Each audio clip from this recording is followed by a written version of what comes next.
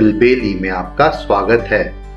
यहाँ आप सुनेंगे बाल कहानियाँ, इतिहास के रोमांचक किस्से और हमारे संस्कृति से जुड़ी हुई मज़ेदार बातें। मैं हूँ आपका होस्ट ज्ञानेश और आज मैं लेके आया हूँ तेनालीराम के सूझबूझ का एक किस्सा जिसका शीर्षक है 5 वाणी। तिरुमल तेनालीराम का गहरा मित्र था। हम्पी राज्य में उसकी एक बहुत मशहूर सराय होटल थी जिसका नाम दक्षिण का सूर्य था। तिरुमल अपनी सराय से बहुत परेशान था। उसकी सराय में सभी सुविधाएं थीं, भोजन बहुत स्वादिष्ट था, रहने सोने की बेहतरीन व्यवस्था थी, साफ सुथरी थी, पर फिर भी उतने ग्राहक नहीं आते थे जितने आने चाहिए थे। सराय बमुश्किल अपना खर्चा निकाल पा रही थी। थक हार कर तिरुमल ने एक दिन अपने मित्र तेनालीराम की सलाह लेने की सोची।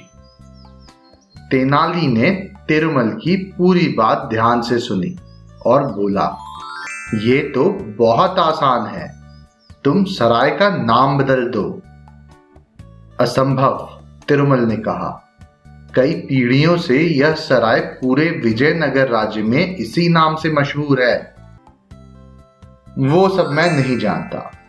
अगर इस सराय को बढ़िया तरीके से चलाना चाहते हो तो इसका नाम बदल दो।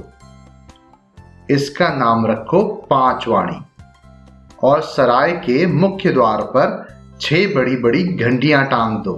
तेनालीराम ने कहा। 6 बड़ी घंटियां? क्या कह रहे हो मित्र?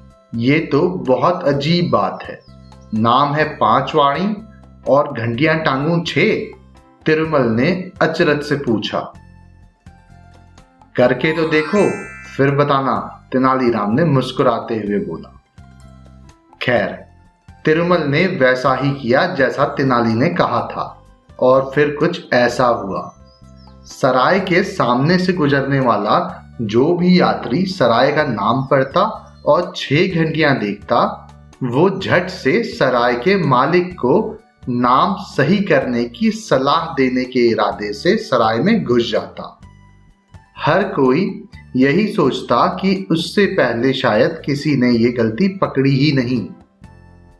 सराय के भीतर की साफ सफाई और मालिक की मेहमान नवाजी से खुश होकर अधिकतर यात्री वहीं ठहर जाते।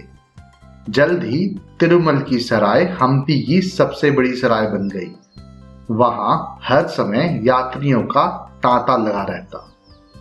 तेनालीराम की जरा सी चतुराई से तिरुमल की किस्मत पलट गई। मुझे उम्मीद है आपको ये कहानी पसंद आई होगी। ऐसी और कहानियां सुनने के लिए हमारे चैनल को लाइक और सब्सक्राइब करें। इस कहानी को ज्यादा से ज्यादा शेयर करें। जल्दी मिलते हैं एक और नई कहानी के साथ। तब तक के लिए धन्यवाद।